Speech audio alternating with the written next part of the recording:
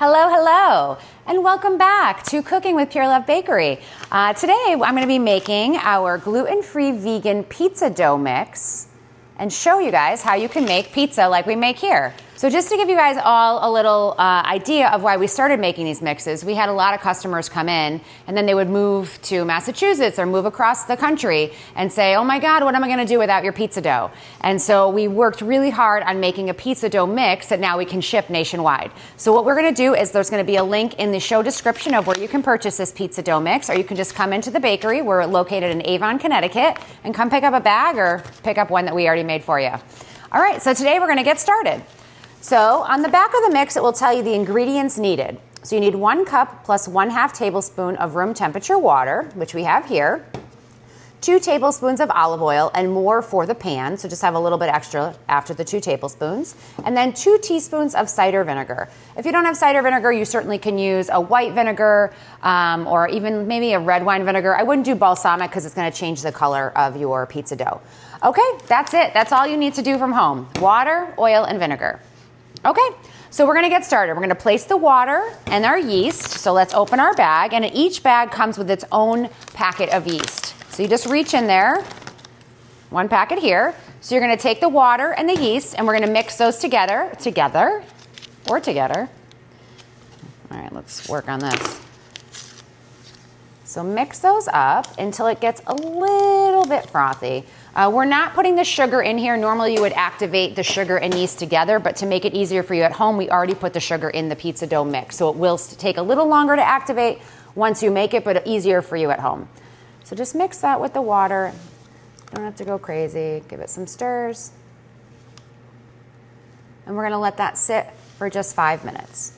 Now in that time, you can do a lot of things. So we have our oven preheated to bake our pizza. We're gonna be baking it at between 375 and 425. It really just depends on your oven at home. We have a pretty hot convection here, so we're probably gonna do 375 convection. And you can start getting some of your toppings ready if you want. In our oven right now, we have some hot Italian sausage and some hamburger meat that we're starting to par bake. All right, we'll see you in 5 minutes. Okay, it's been 5 minutes. Let's check in. All right, so the yeast is starting to mix together and froth up just a little bit there. You don't get the bubbles that you would normally get if you had the sugar, but that's fine. Okay, so the next thing is we're gonna take the rest of our bag of our gluten-free vegan pizza dough mix. So when you make the mix, it is gluten-free and vegan, and today we're gonna be putting dairy, some cheese and stuff on it, and meat, but you can keep it vegan. You can do it with whatever you want, but when you get it to you, it has hardly any allergens at all. The ingredients in the bag are sorghum flour, tapioca starch, xanthan gum, granulated sugar, salt, and just the stuff we're adding here. So really no allergens there. Okay, so it's all mixed in there. Let's put it in our mixer. And then we're just gonna mix it with a paddle attachment. On low. You just want to mix it on like the stir setting just to make sure that the sugar and the yeast and everything that has settled in the bag comes together. And that'll just take a moment. And then what I do to make things a little bit easier, I pour the oil, the 2 tablespoons of oil and the 2 teaspoons of vinegar right into this mix, so then you're not pouring multiple things in the bowl. Make sure you get all the yeast off the sides. Okay, and let's start pouring. Always pour things in at a slow speed. We're obviously gonna bring the speed up, but it'll just splatter all over the place if you mix it any higher, at a higher speed. Get all the yeast on the sides.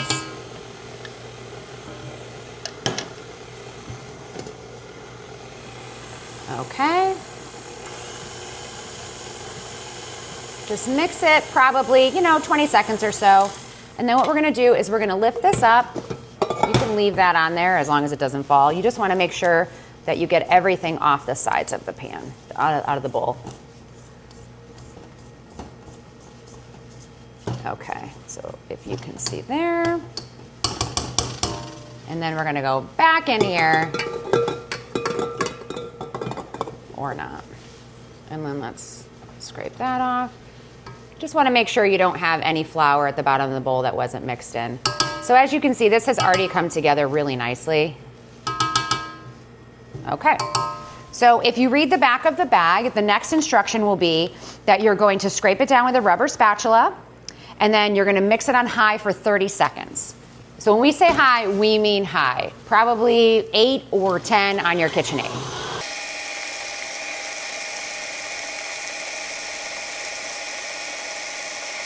All right, let's turn this down. That was 30 seconds.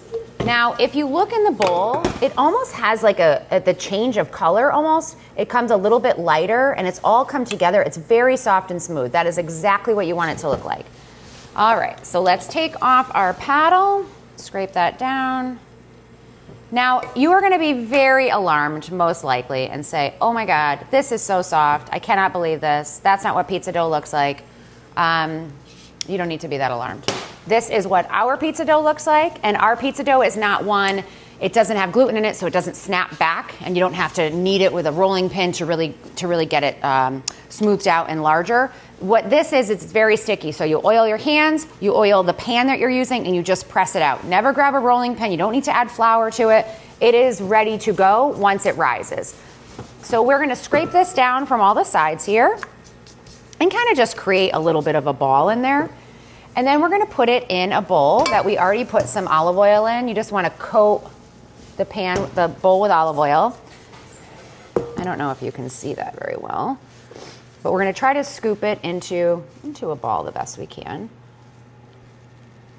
And you'll see it's very soft. It's kind of like a batter more than it really feels like a pizza dough, but it will. It makes the most delicious, chewy, gluten-free pizza. Okay. So we got all of that out of there.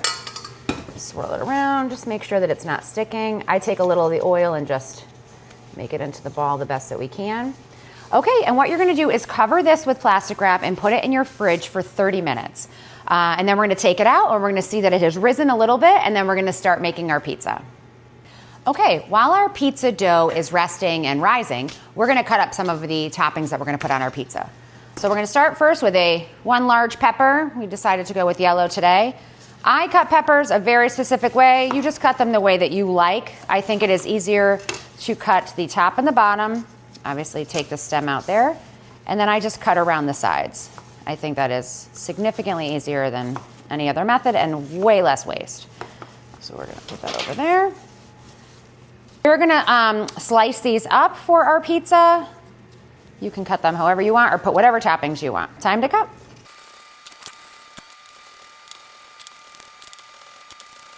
Okay, so all of our peppers are sliced nice and thin. We're just gonna put those in a pile. Then we're gonna cut up some onions. So we just have one onion that we have peeled and cut in half, and we're gonna cut it this way for slices. You could certainly dice it up, or you can cut it like in this way, which would make rings, but like half rings, but that's not what we're looking for. So we're just gonna cut down this way, and put those on our pizza. So as you can see, then if you just give them a little bit of a squeezing with your hands, they all come apart. All right. This is gonna be more than you need. Probably only need a half for this pizza, because we're only making one. The pizza dough mix makes 2 12-inch pizzas, or say a half of a cookie sheet. Today we're gonna be making 1 pizza and 1 stuffed bread. So we'll use this for something else. All right, next we're gonna put on some pepperoni, because this pizza is mostly for my husband, so he gets to choose what goes on it. We got the big pepperoni because we're gonna use that for our stromboli, or stuffed bread. So for this one, you can put them on as rings, you can put them on as cubes. My husband likes it as everything bite-sized, so we're gonna be doing those as cubes. So we're gonna cut down this way, and then we're gonna turn it all around and then cut the other way. I actually like it this way because then you get pepperoni in every bite.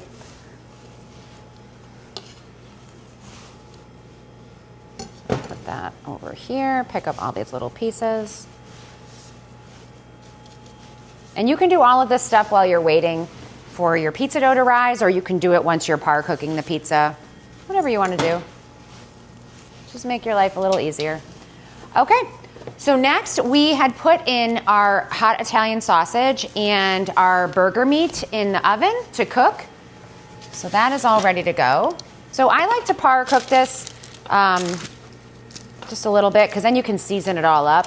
So I seasoned this ground beef with a little bit of garlic powder and some salt and pepper. You can put some Italian herbs and seasonings on there, some fresh basil, anything that you want. If you want it spicy, you can put some red pepper flakes. That would be delicious. We're gonna just crumble this up. You can also make meatballs and slice them up on there. That would be delicious, but that's just a little bit more work, and we're not looking to do that today. We've got some hot Italian sausage links.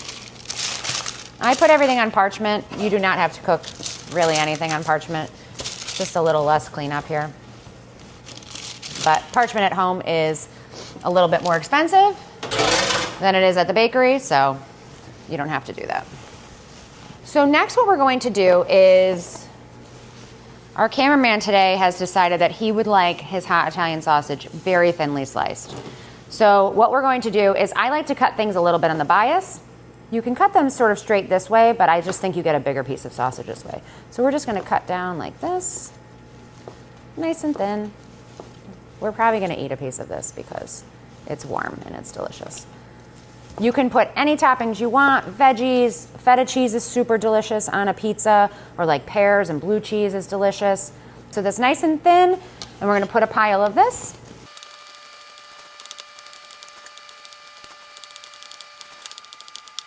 So we've got some toppings there all prepared. This is gonna be enough for a couple of pizzas, but I'll probably just make something delicious at home with the rest of these ingredients. And then we're going to have our shredded mozzarella, Parmesan cheese, and some sauce. And so what we're gonna do now is we're just waiting for that to rise. When we come back, the dough will be ready, and we're gonna start talking about how to assemble our pizza. So we'll see you real soon. Okay, the dough has been resting for about 30 minutes in the fridge. And what we have done is we took the plastic off, and we took a little bit of olive oil, and we're gonna make ours on a half sheet pan today because I have a ton of toppings, so why not make one big pizza? So you just wanna coat the whole pan with olive oil. Like I said, there's no need for a rolling pin or flour. So that's nice and oily. We're gonna take our dough, and you really are just gonna start pressing it out. If you can put really, honestly, as much oil as you want on here. It doesn't really matter. It's gonna be kind of focaccia-esque when you put extra oil on it, so no one's mad at that. If it breaks up a little bit, that's fine. Just press it back together.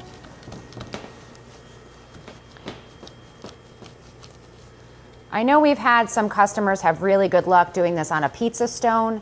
I think that some of them have pressed it out with some semolina and then put it on the stone that way, on the peel, and then sort of slid it into the oven. I don't have a pizza stone, so I have never actually tested it out, but I know a ton of our customers make it on a pizza stone and have had really good results. So you just want to keep pressing it. Like I said, anything that there's little, open spots, you just compress them back together.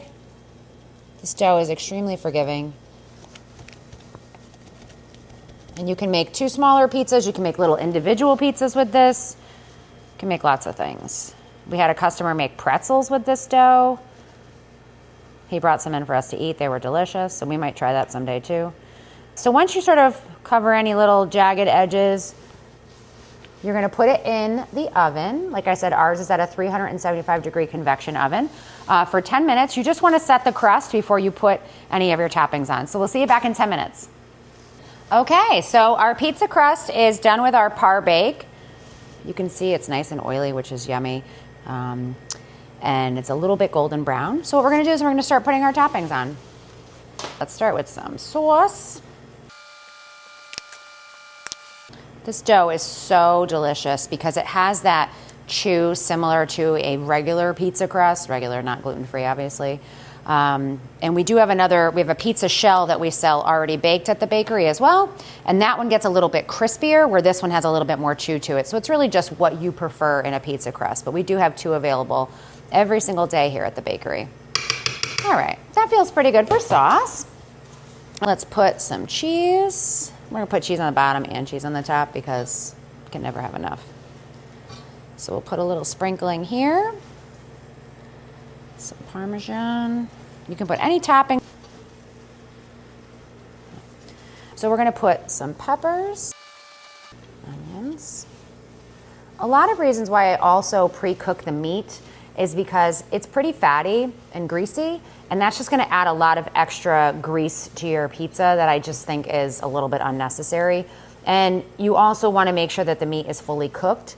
So in this instance, since we did par bake it, we know that when we take it out of the oven, if the pizza crust is ready to go, we don't have to worry about, oh geez, the meat is not cooked enough. So you know going into it, it will be cooked plenty. And then it gets nice and crispy, which is yummy.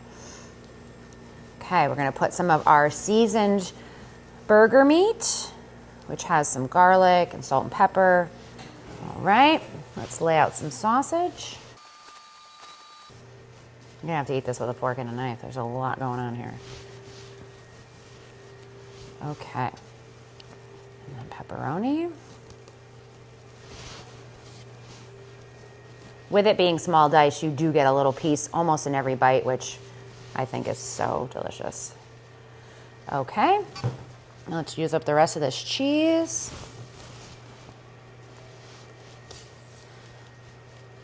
So like I said, we par bake this between 375 and 400, depending on your oven, for about 10 minutes. And then we're gonna put it in for, this has a lot of toppings, so probably 10, 12 minutes more. You really, once the toppings are, like the cheese is melted and bubbly and the toppings are nice and hot, usually the pizza is done. It takes about 10 to 12 minutes. Put a little Parmesan on there. Oh my gosh. All right, let's put this in the oven. We'll see when it's done. All right, so our pizza has just come out of the oven. This one took 12 minutes to cook. And you can see, oh my gosh, it smells so delicious. You can see all the cheese is melted. The crust is nice and crispy on the edges, but it also will be nice and chewy. We're gonna give this a little cut. I know I like to eat these things that we do right when I make them, but this might be a little bit too hot. We're gonna have to see if I can handle this. Let's grab a knife. It's a little tricky on this pan, so you can just cut it with a knife.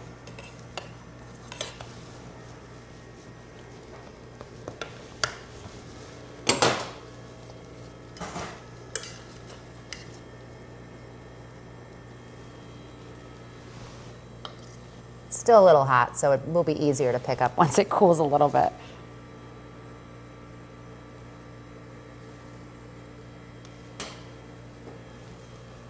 All right, what I'm gonna do is make this a little smaller so I can handle it better. Let's do this so I can at least eat it and not maybe burn my whole mouth. Oh my God, can you see the steam? Way too hot.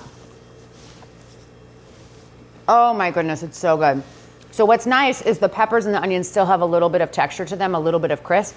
They're not super mushy because we didn't cook it too long, but the dough is nice and soft and chewy, and it has a little bit of a crispy crust on the edge.